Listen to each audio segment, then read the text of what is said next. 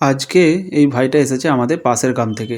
তো কিছুদিন আগেই ওদের বাড়িতে অসহজ ছিল, সেই কারণের জন্য ও ন্যাড়া হয়েছিল। ন্যাড়া বলতে মানে আজ থেকে ২ মাস আগে ও ন্যাড়া হয়েছিল। সেই কারণের জন্যই ও এই যে হেয়ার কাটিংটা করতে এসেছে সেটা বলেছিল, দাদা আমি এই কাটিংটা করব। সেই কাটিংটা ওর নাম জানে না, কিন্তু আমি যেহেতু নামটা জানি আমি বলে দিচ্ছি, এই কাটিংটা ও করতে এসেছিল হচ্ছে বাজ কাট। আর আমাকে বলেছিল যে বাজ কাটটা আমি এমনভাবে করব, সামনের চুলটা আমি একদমই ছোট করব না, আমি সামনের চুলটা রাখতে চাইছি অথচ বাজ কাটের মতন করব। আর ও আমাকে এমনইভাবেই চিহ্নিত করেছিল, সেটা বলেছিল যে এমবাপ্পে। এমবাপ্পে দেখবে ফুটবল খেলোয়াড়, এই যে ছবিটা দেখতে পাচ্ছ, এমবাপ্পে খেলোয়াড়ের যে ছবি আছে সেই কাটিংটাই আমাকে করতে বলেছিল, মানে ওটা হচ্ছে বাজ কাট কাটিংটাই বলা হয়। ভাইকে সবার প্রথমে 3 সাইডটাতে 10 mm দিয়ে দিয়েছিলাম। 10 mm দিয়ে দেওয়ার পর আমি প্রত্যেকবারই তোমাদের ঘরে বলি যে একটা লেয়ার রাখি, যে জিরো কাটটা করা হচ্ছে মানে এই যে বাজ কাটটা যখন করছি না, একটা লেয়ার রেখে দিচ্ছি। প্রত্যেকটা কাটিংয়ে আমি দেখবে একটা করে লেয়ার রেখে দিচ্ছি যাতে মেজারমেন্টটা আমার হয়। তো প্রত্যেকটা কাটিংয়ে যেহেতু এইভাবে লেয়ার রেখে দিচ্ছি, আর এই কাটিংটাও আমি একটা লেয়ার রেখে দিলাম যাতে বাজ কাটটা খুব সুন্দরভাবে হয়। তো এই ভাইটা বলেছিল যে আমাকে এত সুন্দরভাবে মিলিয়ে দেবে যাতে আমাকে বাড়িতে কিছু না বলতে পারে। তো দেখতে পেয়েছো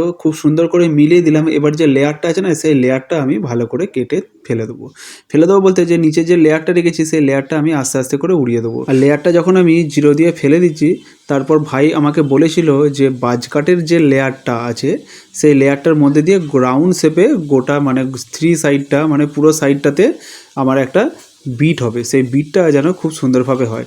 তো চলো এখন আমি লেয়ারটা যেহেতু উড়িয়ে দিচ্ছি, তোমরা দেখতে পাচ্ছ সেই লেয়ারটা ওড়ানোর পর আমি একটা বিট করি। আর এই বিটটা সবার প্রথমে করার জন্য আমি কাঁচি ব্যবহার করেছিলাম। কাঁচি দিয়ে আমি আগে মেজারমেন্ট করে একটা আইডিয়া করে একটা দাগ মেরে নিই। ভেবেছিলাম আজকের এই ভিডিওটা কাউকে দিয়ে করাবো, কিন্তু ভিডিওটা কাউকে দিয়ে করাবো কি, আজকের দোকানে লোক থাকলেও তারা সব কাটিং করতেই এসেছিল।